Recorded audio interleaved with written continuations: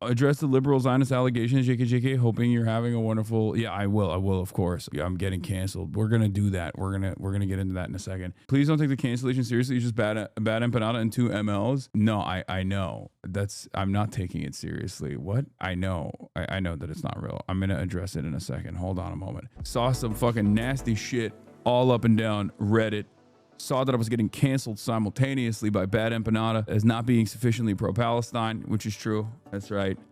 It's mine now, so I'm pro-Israel. I'm Israel Chai, you know. That's right. I can't wait for my major media career. None of it is relevant. We'll talk about some of it as a joke. It doesn't really matter. Squirrel has been trying to cancel leftists for a while. Fed behavior? No. They're very passionate about this issue. They've yelled at me in the past. Again, like I said, we can have healthy and reasonable disagreements with one another. It's not a cancellation, you deadass platform is genocide denier. That's a bad faith misinterpretation of song. Come on now. The irony, of course, is that if you were to listen to the interview, these are some of the things that I addressed. This is some of the things that he also said. He says it's a genocide. So, but I do believe that a lot of people are going to come back in here today and just like make a mountain out of a molehill, which is fine. If you guys want to be on this wavelength, that's all right. I'm going to keep it pushing. I'm going to keep talking about things that I think are relevant and important. Yeah, because he's covering his ass after 2 years of genocide support. I told you what my policy is. You say it's a genocide. You want to fucking stop weapons transfers to Israel, and you are an advisor in the foreign policy blob. Keep pushing. As long as you don't try to limit others who are more radical than you, try to stop others, and try to actively deplatform others. If you are unconditionally and uncompromisingly on board, then it is what it is. Good. Only time will tell if these people are being cynical or being bad. But it's not like we agreed. There was a back and forth there that I think a lot of people fail to consider. I mean, you're talking to people in the Democratic Party structure like Zero Shock. They've had horrific takes up until this point. So you very clearly pushed them on things and didn't tone down your language at all. I know. But I think a lot of people, the issue is, a lot of people think that a conversation that you have with a person who's like a foreign policy guy who you have disagreements with, that you let your disagreements be known, is going to lead to like a bloodbath. You know what I mean? It's not like I'm talking to fucking someone who is an ultra Zionist or someone who is like refusing to say it's a genocide. Like you know what my red lines are. You know, someone who is a significant hurdle, like someone who says like, oh, you can't speak about this, you can't speak about that. Someone who places the feelings of Jewish people cynically in front of like an actual genocide. The irony, of course, as always, is that it's the same principle behind the Nelk boys. Like I had a conversation with them in the immediate aftermath where I directly told them like, what you guys did was like interviewing Adolf Hitler, and there were a lot of journalists that were tried at the Nuremberg trials in the aftermath of the Holocaust for their participation in it. And yet that in and of itself did not come across as like being sufficiently antagonistic to a lot of people, because some of you guys, I think, are more invested in the bloodbath of it all and not necessarily the information you can derive out of that. I told you what the reason was. I also didn't know a lot of the stuff that Matt Duss had said, to be fair. And I wish I had known so I could just like push back on some of this stuff, right? I think there is a difference with the way that I have adversarial interviews with like someone like Matt Duss versus someone like, what's her face? Elise Stefanik, right? Crystal Ball's Stefanik interview is fantastic. Everybody loves that. Just apologize, man. I will never apologize for that. The fact that you are demanding an apology for this is the most idiotic thing I've ever fucking heard in my entire life. Who the fuck are you? Like, what the fuck are you saying? Who the fuck do you think you are? Like, this is what I'm talking about. The sense of entitlement that a lot of people have in this situation is so fucking insane. I don't know much about Matt Duss beyond the interview and his commentary yesterday. He seems like a fine dude. What's going on? It's because of a bunch of the stuff that he has said in the past that even I think are total fucking early genocide apologia. And I wish I knew more about that, because what he's saying right now is that it's a genocide. You got to stop weapons transfers. And part of the reason why I wanted to address some of that was because like I wanted to hear what he would say in defense of like offensive weapons versus defensive weapons. And I made these exact points about like how you wouldn't give Nazi Germany anti-aircraft weapons, right? Like those are the kinds of conversations that I think are important to have. Having said that, people are once again making an insane mountain out of a molehill. And not only that, but he conceded on that front. That's the other thing. Like there was a bunch of stuff that he actually there was a bunch of things that he conceded on in that situation. One of the things that I find important to address is having disagreements with people even to the right of myself that would still be in the center left sphere. He also appeared on Amy Goodman and Sam Cedar. I know. But it's really interesting because obviously their audiences are not going to fucking yell at them and be like, you're platforming an ultra Zionist or whatever, you're a Zionist. The difference there is because I am more accessible than those people. And also because like I think I am more radical than Sam Cedar and also Amy Goodman even as well. I guess the only thing I will say is eyes on the prize. Keep it pushing. Eyes on the prize. You must have a singular focus in this moment. If you hate me for it, if you think I'm a Zionist, that's fine. I've been having to deal with the inverse of that my entire life. It's a new meta.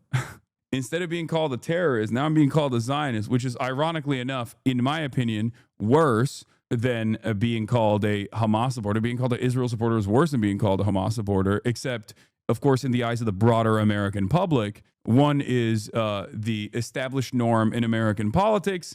The other is, of course, anyone that recognizes the humanity of brown people, which automatically means you should be shot and killed and possibly sent to jail. So in this community, and in I think in the minds of honest people, in the minds of people who recognize the reality that is unfolded here, which is unfortunately still a very, very, very small percentage of the population. Of course, I will continue pushing to try to make that percentage of the population size larger.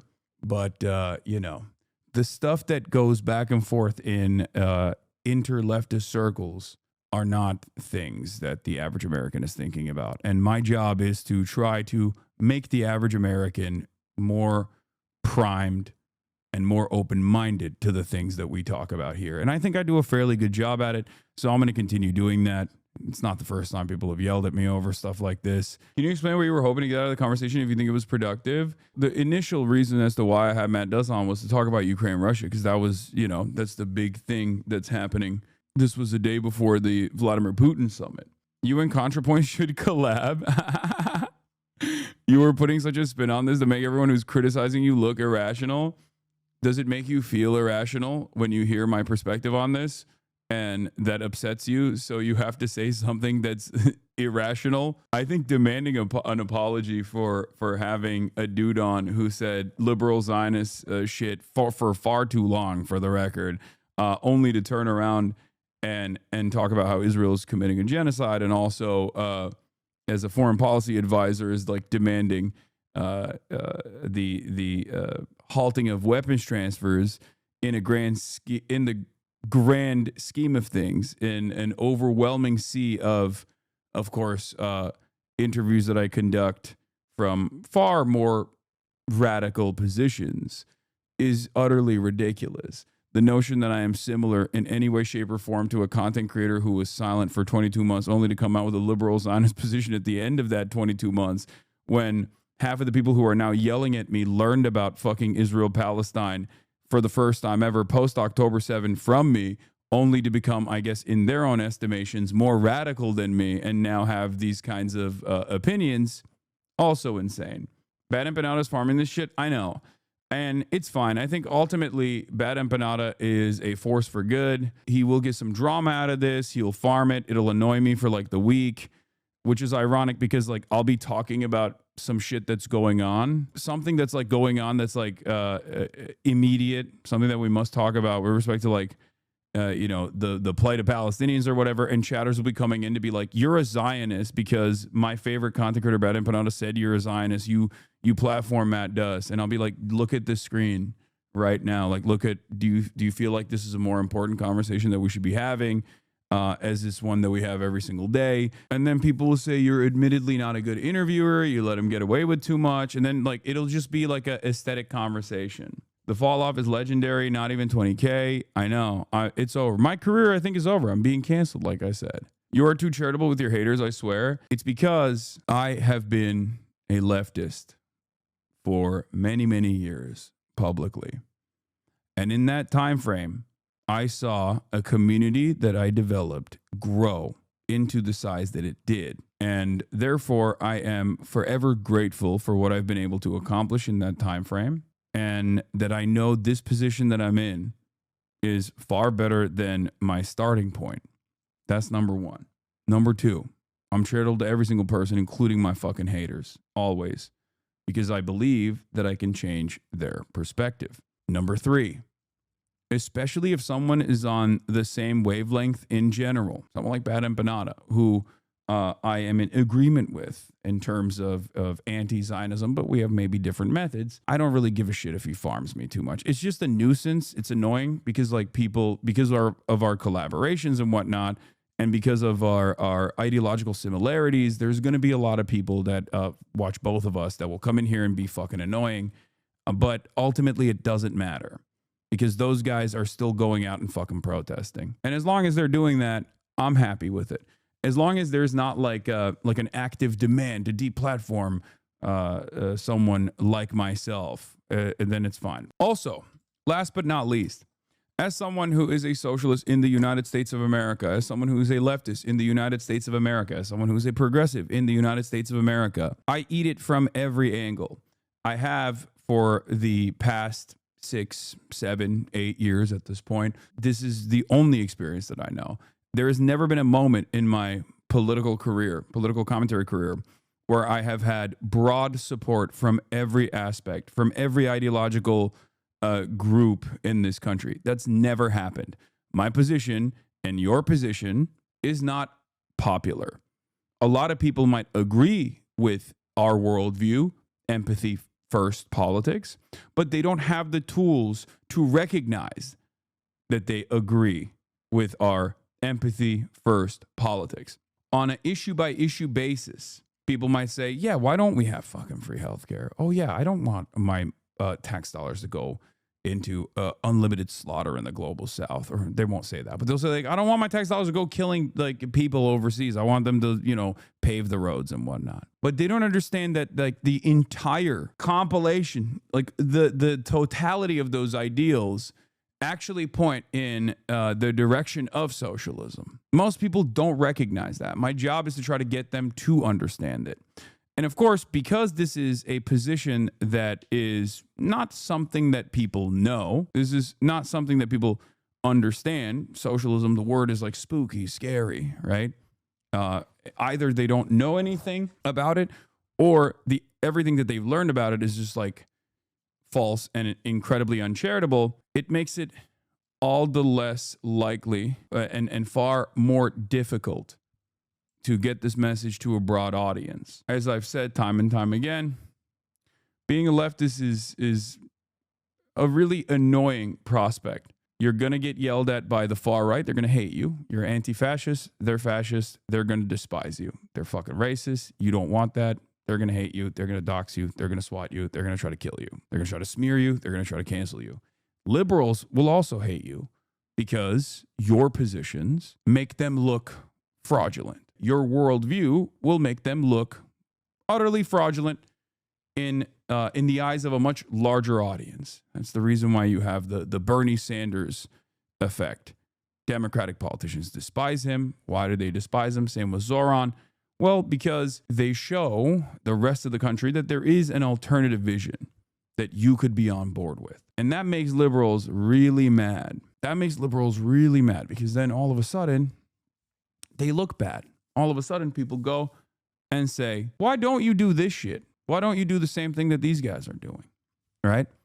And then last but not least, every other person on the left fucking hates you as well. And that's because you might have a minor ideological difference or a different way of achieving ultimately the same goals. So you eat it from all ends. That is just how it's been. And the reality of the matter is, we don't do this because we want to be liked. Especially in my position, being liked is important only as it spreads the message across to an audience that will be charitable rather than uncharitable. This is precisely the reason why the past 6 years of endless smear campaigns of, shit getting clipped out of context and then all of the drama surrounding it has played a formative role in making a lot of people who would otherwise agree with my worldview be disagreeable because they don't approach anything that I'm saying in a charitable manner. That's why they never talk about the message. That's why they never talk about the policies. They just talk about the messenger and how hypocritical the messenger is. Then they'll use the internal disagreements, the healthy disagreements that leftists have with one another as a way to say, see, his own audience fucking hates him. This is part of the reason why Jordan Peterson famously said that thing to Ethan Klein. It's not an easy position to be a leftist, but once again, you don't do it because you're going to get love from all of these different groups that you advocate for. You do it because it's right. That's why, in spite of the millions and millions and millions of different instances over the course of the past 6 years, or over the course of the past 12 years, in spite of the reality that I have been yelled at from members of my own community who are like-minded individuals who think I'm not doing the right thing as far as like making this a safe enough space for everybody, or liberals who say I fucked up the bag for them and I was antagonistic to their favorite politician and that's the reason why they lost, or the right-wingers who want to kill me. I've continued. My positions on the things that I've advocated for have not changed at all. There have been a million people that have come before this very moment that have said, Hasan is secretly a right-winger. One day you'll see. Many of those people have become right-wingers, ironically enough. The Jimmy Dore contingency of people who were like, oh, dude, you are just a Democrat Party dick rider. Me, on the other hand, I hate the Democrats adequately and sufficiently. And then what happened? They now all vote for Republicans and defend the Republican Party. Once again, not my first rodeo. It's all good. By the way, that wasn't even a diss on BADEMPANADA either, for the record. I'm not comparing him to like someone who is ideologically rudderless or a grifter. I'm not saying that at all. I think he's honest. I think he's a little insane. But I think when he has a disagreement with someone, that's an honest disagreement. If there's one policy, well, if there's two policies that I abide by, it's one, don't fucking punch left. Especially when people are on board with the same causes you are, and this even includes BADEMPANADA as well. No matter what he says, he says I'm a Zionist, and everyone in my audience is a Zionist. Okay, fine, sure, who cares? Don't fucking left bash. Don't left punch. The left as a collective has no fucking meaningful power in the Western world. And ultimately, even if someone is like far more radical than myself, you won't catch me fucking shitting on them. I don't even talk about ACP that much. You know what I mean? And those guys fucking hate me. I don't even talk about them. And there's plenty of disagreements there as well. They're like MAGA communists or whatever. But even then, I'm like, who knows? Number 2, always maintain charitability and understand that people are at the mercy of social conditioning in general. I myself certainly am and certainly was, and so have many of you in this community. And that is precisely the reason why you have to always be charitable. Is that because you never shit on BADEMPANADA like he shit on you? What is he achieving doing that anyways? Same if you did the same to him, it's unproductive. What BADEMPANADA achieves when he shits on me is, let's be real, getting some of the people in this community to most likely go over there and watch his video, give him some fucking ad revenue. That's like a decent way to do it. So I think that's part of it for sure. Is he not trying to change your mind? Trying to change my mind into doing what? When BADEMPANADA and I had that conversation on Noah's stream, if you realize like a big chunk of this back and forth actually derived from BADEMPANADA not understanding what my positions were and also just straightforwardly calling me a Jewish exceptionalist and blah, blah, blah, all this other stuff. He had done this before. He has done this many times over. It is not his first rodeo.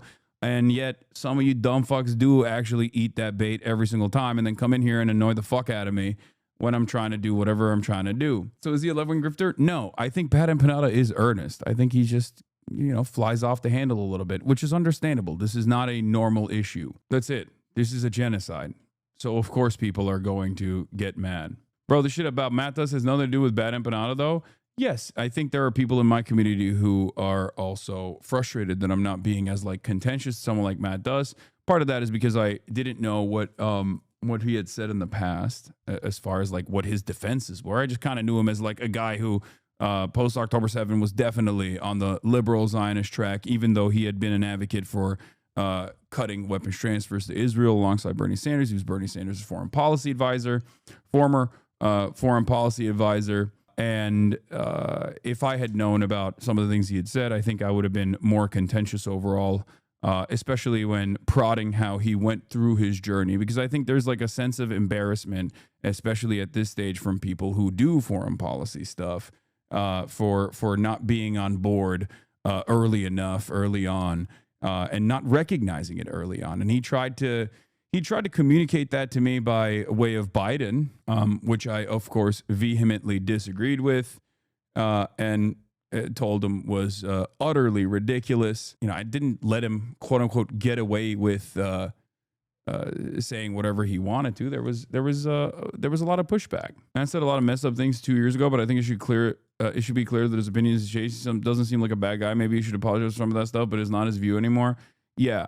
I've also made it clear that if someone is saying it's a genocide, someone is talking about how we got to stop weapons, we got to stop aid to Israel, all this shit, and more importantly, last but not least, are also not standing in opposition to others who have even more radical positions than they do, then that's fine. You know what I mean?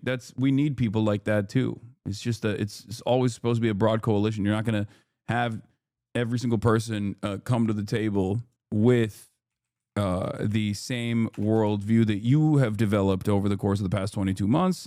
Let's be real. There are plenty of fucking people that are in here right now that didn't have any of these opinions 22 months ago. This doesn't mean that someone can just overnight be like, I'm a good person now, and then everyone should just eat that shit up. That's not what I'm saying either. I think, you should remember what people's positions were in the moments when it was necessary for them to also push. It's ultimately not a massively consequential nor relevant conversation that took place between me and Matt Duss, and I think people are going a little crazy over it.